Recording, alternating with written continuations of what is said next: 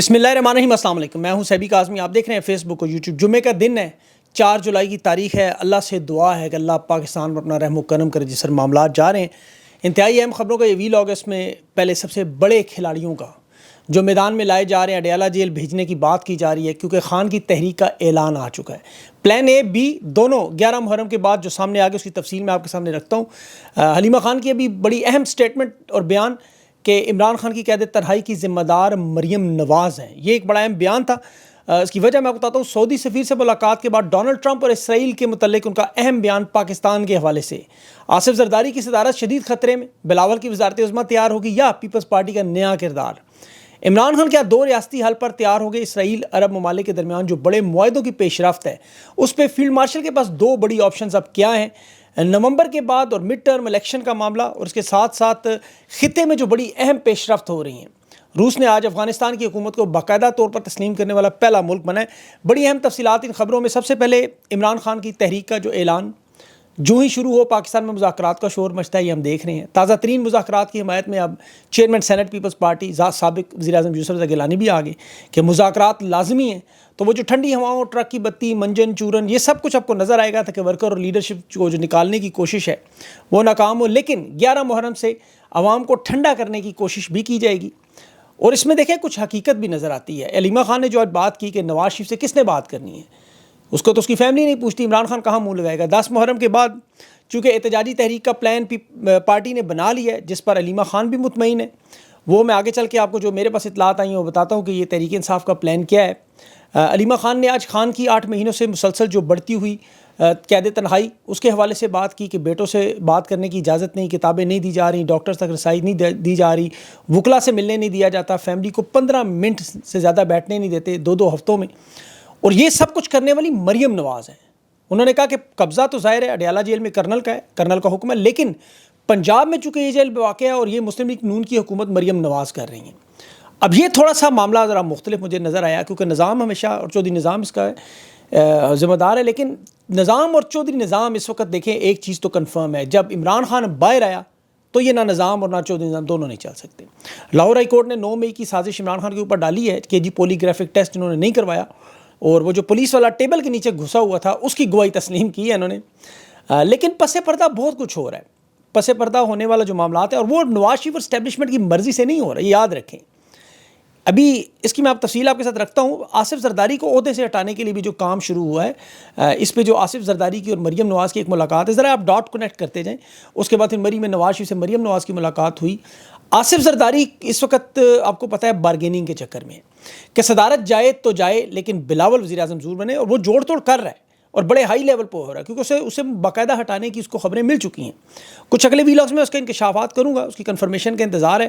ویسے اس خبر کی تصدیق جو ہے وہ جیو کے اعزاز سید نے بھی کی ہے۔ 2 مزید صحافی ہیں جو ایک لاہور سے ہیں اور وہ نون لیگ کے بہت قریب ہیں، بہت ہی قریب، اور دوسرے اسٹیبلشمنٹ کے بہت قریب ہے۔ دونوں نے آف دا ریکارڈ اس بات کو کنفرم کیا ہے کہ زرداری کی صدارت جا سکتی ہے۔ اچھا، ان مذاکرات میں اب جو معاملات نواز شریف والا جو تصدیق پہ نظر آ رہا ہے وہ دیکھیں ڈونلڈ ٹرمپ اور اسرائیل کے تازہ ترین بیانات ابھی کل کے ذرا آپ سامنے رکھیں۔ جو سٹیٹمنٹ آئی کہ غزہ میں عوام کو محفوظ رکھنے کے لیے ایک نئی ریاست بنے گی، اور 4 ممالک اس نے کہا شامل ہو چکے ہیں، وہ کنفرم ہے، وہ سب کو پتہ ہے۔ اب مزید جو نئے ممالک ہیں وہ ڈونلڈ ٹرمپ نے کہا آپ کو شامل ہوتے ہوئے نظر آئیں گے۔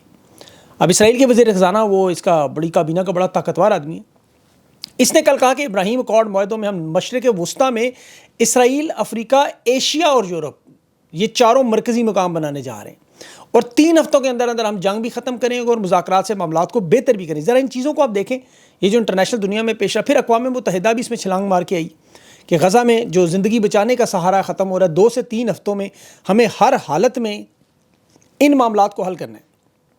اب اسرائیل کو 2-3 ہفتے دے رہے ہیں، جنگی طاقت بھرپور استعمال کر کے مزاحمت ختم کریں تاکہ پھر یہ مذاکرات کی طرف معاملات لے کے جائیں۔ اور اس خطے کے حالات میں آپ کو پتہ ہے ابھی جو افغانستان روس پہلا ملک بنا، انہیں باضابطہ تسلیم کیا، تو اب پاکستان کی طرف افغانستان کی جنگ جانا بہت مشکل ہو گیا ہے۔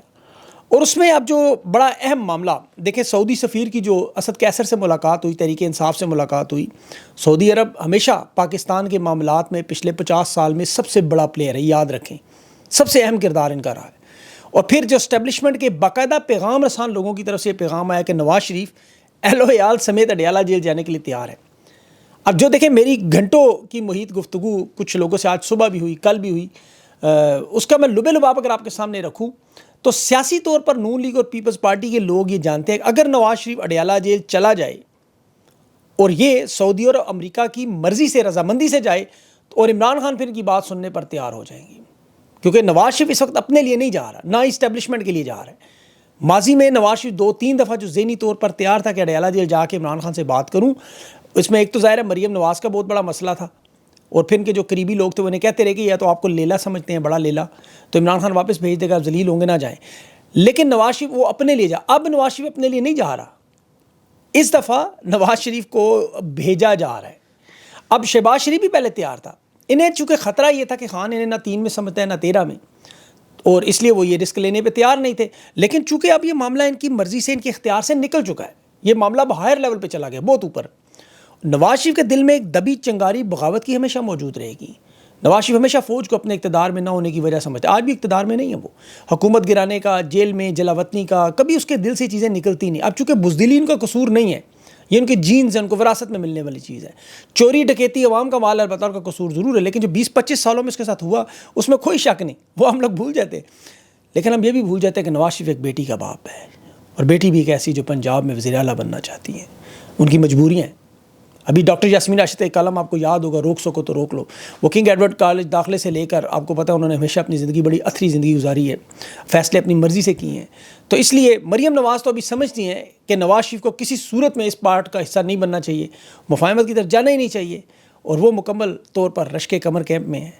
لیکن حالات چونکہ ایک سوچ انسان کی، ایک اللہ کی، اور دنیا کے حالات تو ان کے کنٹرول میں نہیں ہے۔ پنجاب کی حد تک تو یہ آپ کو پتہ ہے تحریک انصاف کو نہل بھی کر سکتے ہیں، پنجاب میں تو ان کی مہاراجہ رنجیت سنگھ جیسی حکومت ہے، گھروں پہ چاہے جا کے قبضے مارے، چھاپے مارے، جو دل کرے، لیکن دنیا کے حالات میں ان کا کوئی قابو نہیں ہے۔ اور طاقت کا ایک بہت بڑا اصول ہے کہ طاقتور سے جب کوئی بڑا طاقتور میدان میں آ جائے تو پھر وہ جھکنے پر مجبور ہوتا ہے۔ پاکستان میں اس وقت 2 طاقتور لوگ ہیں، ایک عمران خان ہے جن کے ساتھ 24 کروڑ کی عوام ہے، اور دوسرے آرمی چیف ہے جن کے ساتھ 7 لاکھ کی فوج ہے۔ اگر یہ مقابلہ برابر کا ہو، آپ کو نظر آ رہا ہے نا اس وجہ سے ابھی فی الحال، تو 2-2.5 سال میں اسی وجہ سے یہ معاملہ حل نہیں ہوا، کیونکہ دونوں میں سے ایک بھی کمزور نہیں ہے۔ اب ان سے کوئی اوپر کو بڑا طاقتور آئے گا تو معاملہ تسلیم کی طرف جائے گا، اور 24 کروڑ عوام تو ویسے طاقتور ہے سب کے سامنے، یہ تو 5-10% سڑکوں پر آ جاتے اپنی اکثریت دکھاتے، سب سے طاقتور یہ ہے اللہ کے بعد، اور یہ معاملہ حل ہو سکتا ہے۔ لیکن بیرونی دنیا میں جو معاملات چل رہے ہیں، پھر اس میں ظاہر ہے امریکہ، برطانیہ، سعودی عرب، شام، اردن، یہ تمام ممالک ایک طرف کھڑے ہو رہے ہیں۔ اب جو غزہ میں یہ بھی اطلاعات آ رہی ہیں، جو مزاحمتی گروپ ہے وہ بھی تجاویز کو ماننے کے لیے تیار ہوتے ہوئے نظر آ رہے ہیں۔ تو جس طرح عرب دنیا اس وقت اسرائیل کو تسلیم کروانے کے لیے دیوانی ہوئی ہے، اور یہ معاملات اتنی تیزی سے جا رہے ہیں، یہ 2-3 ہفتوں کا ٹائم دے رہے ہیں، میں تو سمجھتا 3-4 مہینے ہوں گے۔ اب اس میں سعودی عرب، عرب امارات، اردن، شام، یہ تو فلسطین کے نام پہ چند گلیاں محلے آباد کر کے ایک نئی ریاست کا ایک جواز پیدا کر لیں گے تسلیم کرنے کا، پاکستان مکمل آن بورڈ ہوگا۔ تینوں وزراء کے کل کے بیانات بھی آپ نے دیکھ لیے، آپ بہت ساری خبریں بیٹھ کے امریکہ سے آنے والی جوڑیں، اور یہ کوئی راکٹ سائنس نہیں، آپ کو سمجھ آ جائے گی معاملہ کس طرف ہے۔ اسرائیل کو تسلیم کرنا یہ اتنا بڑا معاملہ ہے کہ اس کے لیے اتنی ہی بڑی پاکستان میں حمایت چاہیے، اور یہ حمایت صرف ایک ہی شخص کے پاس عوامی سطح پہ، وہ ہے عمران خان۔ 2 ریاستی حل کی بنیاد پہ اسرائیل کو تسلیم کروا کے یہ معاملہ آگے بڑھایا جا سکتا ہے۔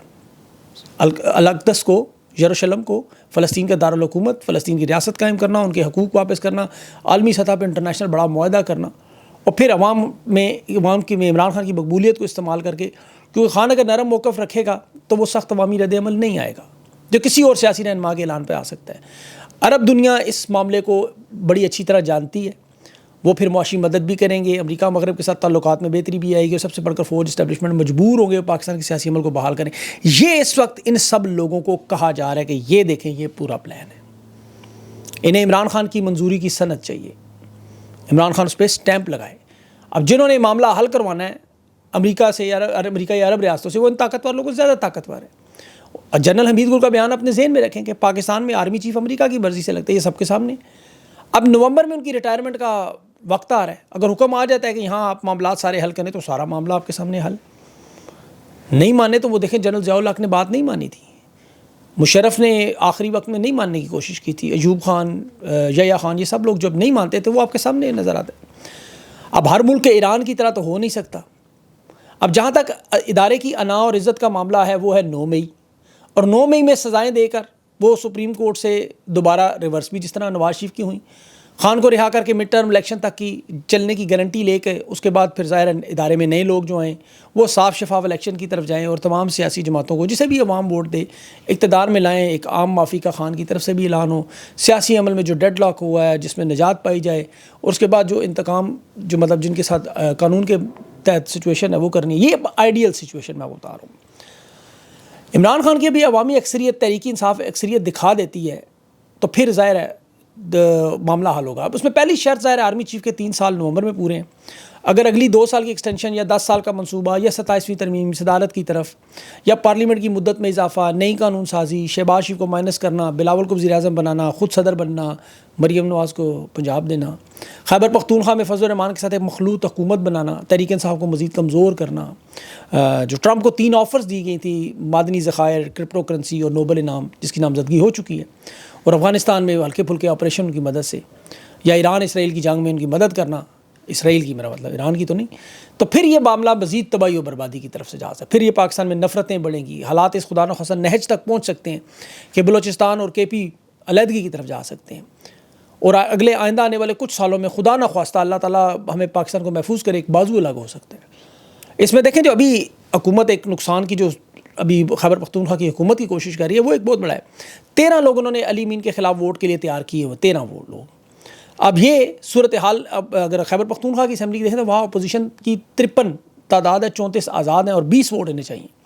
حکومت دعوے کر رہی ہے کہ ہمارے پاس ایسی کوئی اطلاعات نہیں نون لیگ کی, لیکن گورنر کی ذاتی خواہش ہے, اور ANP بھی ہارس ٹریڈنگ پر تیار نہیں, لیکن 145 رکنی اس میں 92 تحریک انصاف کے لوگ ہیں. یعنی یہ معاملہ پھنس سکتا ہے. ابھی 4 MNAs جو غدار ہوئے ان پہ تو ریفرنس تحریک انصاف بھیج رہی ہے, لیکن تحریک انصاف کی قیادت کو اب اس بات کا یقین آ چکا ہے کہ خیبر پختونخوا میں ان کی حکومت خطرے میں آ سکتی ہے. احتجاج لازمی ہے.